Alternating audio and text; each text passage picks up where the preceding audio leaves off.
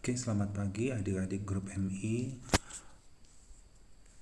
20A, TK 20A, dan MI 20B, grup gabungan ya. Jadi ada 3 grup yang kita gabung ya. Bertemu lagi dengan saya, Bang Alfonsus, dalam mata kuliah Perilaku Berorganisasi. Kali ini kita masuk ke pertemuan yang ke-10 ya, ke-10. Kita nanti akan membahas tentang kepemimpinan ya, teori kepemimpinan, diantaranya teori ciri, teori perilaku, dan teori kemungkinan. Nah, langsung saja adik-adik kita masuk ke bab bagian yang pertama ya. Kita lihat definisi kepemimpinan atau leadership ya. Kepemimpinan itu ya, asal katanya pemimpin ya. Jadi kepemimpinan berarti kemampuan seseorang mempengaruhi suatu kelompok ke arah pencapaian tujuan. Nah, itu dalam artian yang paling sederhananya ya. Jadi kepemimpinan atau leadership itu adalah kemampuan mempengaruhi suatu kelompok ke arah pencapaian tujuan. Nah, ada beberapa teori yang akan kita pelajari di sini. Yang pertama, teori ciri ya. Ada 6 ciri yang membedakan pemimpin dan bukan pemimpin ya. Apa saja itu? Yang pertama ya, ambisi dan energi ya. Yang kedua, hasrat untuk memimpin. Nah, itu yang membedakan antara pemimpin dan bukan pemimpin. Yang ketiga, kejujuran dan integrasi atau keutuhan ya. Kejujuran dan integrasi, keutuhan. Yang keempat, ada percaya diri ya, self confidence. Yang kelima, kecerdasan. Yang keenam, pengetahuan yang relevan dengan pekerjaan ya. Nah, ada beberapa tambahan lagi mungkin dari teori ciri ini, yakni memiliki sifat pemantauan diri yang tinggi ya. Memiliki sifat pemantauan diri yang tinggi. Nah, inilah kita lihat berdasarkan teori ciri ya. Ada 6 tadi ciri yang membedakan pemimpin dan bukan pemimpin, yakni ambisi dan energi, hasrat untuk memimpin, kejujuran dan integrasi, percaya diri, kecerdasan, pengetahuan yang relevan dengan pekerjaan, dan yang terakhir adalah memiliki sifat pemantauan diri yang tinggi. Nah, itu tadi teori ciri. Sekarang kita masuk teori perilaku atau behavior. Teori perilaku atau behavior adalah teori yang mengemukakan bahwa perilaku spesifik membedakan pemimpin dari yang bukan pemimpin ya. Teori perilaku adalah teori yang mengemukakan bahwa perilaku spesifik membedakan pemimpin dari yang bukan pemimpin. Nah, ada beberapa studi ya, kita bahas di sini untuk teori perilaku atau behavioral ini. Yang pertama kita lihat studi University of Ohio ya, studi Universitas Negeri Ohio tahun 1940-an dilakukan ya. Apa isi studinya?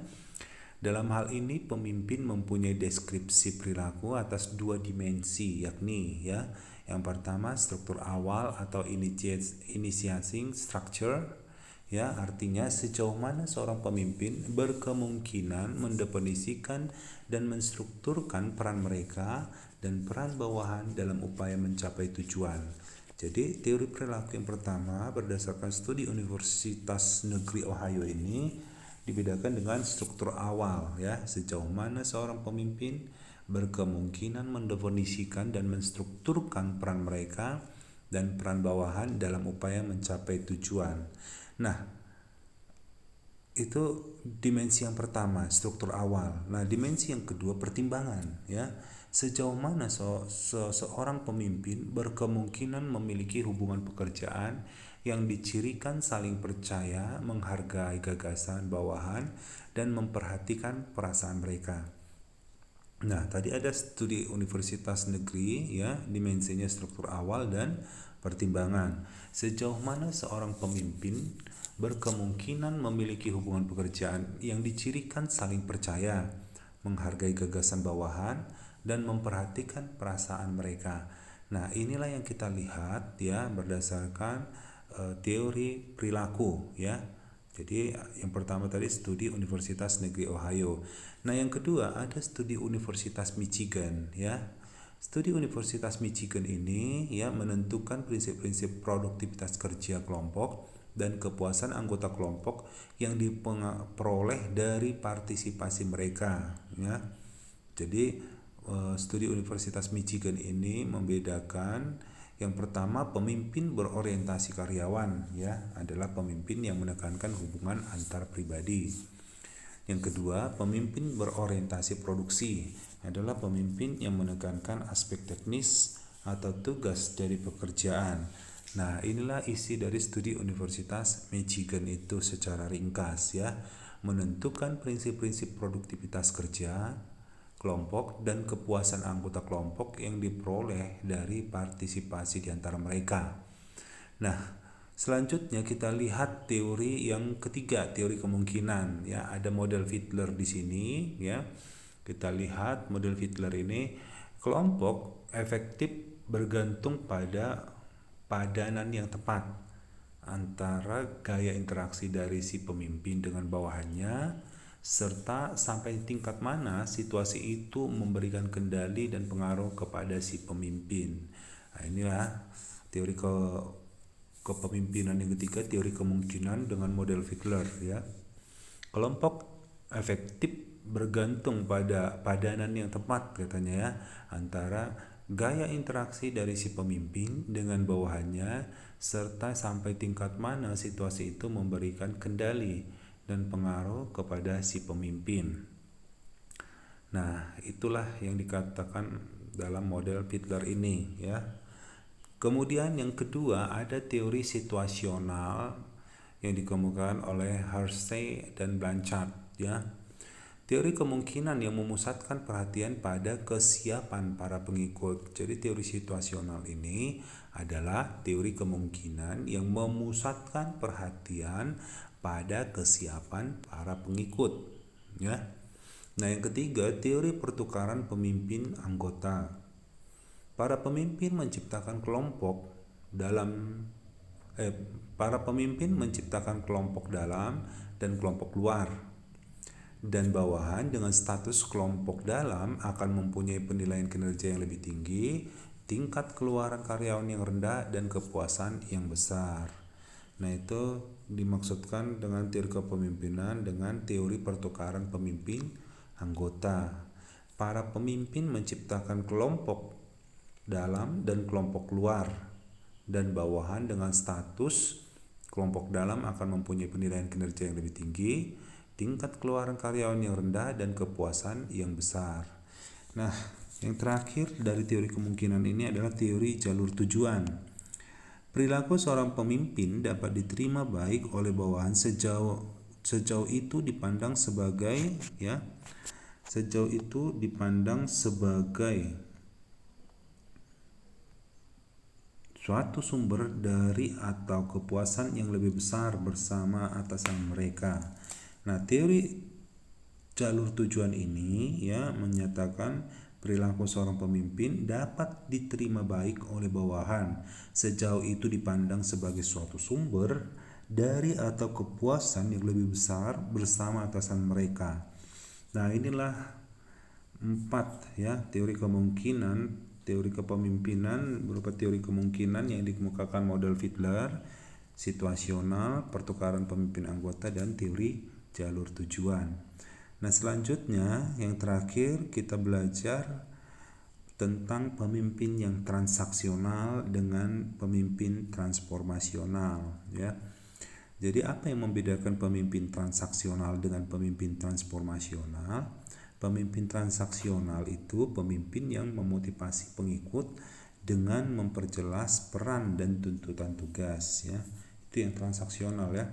Jadi pemimpin yang memotivasi pengikut dengan memperjelas peran dan tuntutan tugas. Nah, sedangkan pemimpin yang transformasional adalah pemimpin yang memberi pertimbangan dan rangsangan intelektual yang individual dan yang memiliki karisma. Ya, transformasional itu pemimpin yang memberi pertimbangan dan rangsangan intelektual yang individual dan yang memiliki karisma ya. Itulah bedanya pemimpin transaksional dan pemimpin transformasional. Jadi tentang teori kepemimpinan ini juga sebenarnya sudah kita pelajari dalam mata kuliah manajemen ya. Jadi ini pengembangannya ya untuk teori kepemimpinan ya. Jadi tadi sudah kita belajar ya kepemimpinan itu dari teori ciri, teori perilaku ya, teori perilaku, teori ciri, kemudian teori kemungkinan. Nah, sampai di sini adik-adik ya. Topik pembahasan kita selanjutnya nanti adik-adik dapat berinteraksi langsung di Google Classroom atau Japri melalui WhatsApp ya bila ada yang perlu ditanyakan. Nah, selanjutnya adik-adik nanti silakan mengerjakan PPO yang ke-10, post test PPO yang ke-10 ini dengan 3 pertanyaan di bawah ini. Yang pertama, jelaskan perbedaan antara pemimpin transaksional dengan pemimpin transformasional. Tadi sudah Abang jelaskan ya. Yang kedua, jelaskan 6 ciri yang cenderung membedakan pemimpin dan bukan pemimpin. Nah, itu di awal-awal tadi dalam teori ciri. Silakan adik-adik pelajari kembali ya. Jawab nanti post testnya. Yang ketiga, menurut Anda ciri apa lagi yang membedakan pemimpin dan bukan pemimpin selain yang ada di poin 2 yang sudah kita pelajari tadi?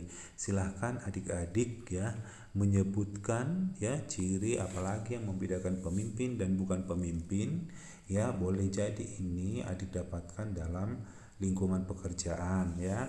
Bagaimana pemimpin perusahaan di tempat adik-adik bekerja ya, seperti apa ciri yang membedakan antara pemimpin dengan bukan pemimpin selain yang sudah Bang jelaskan tadi. Silahkan dituliskan nanti jawabannya di Google Classroom untuk 3 pertanyaan post test ini.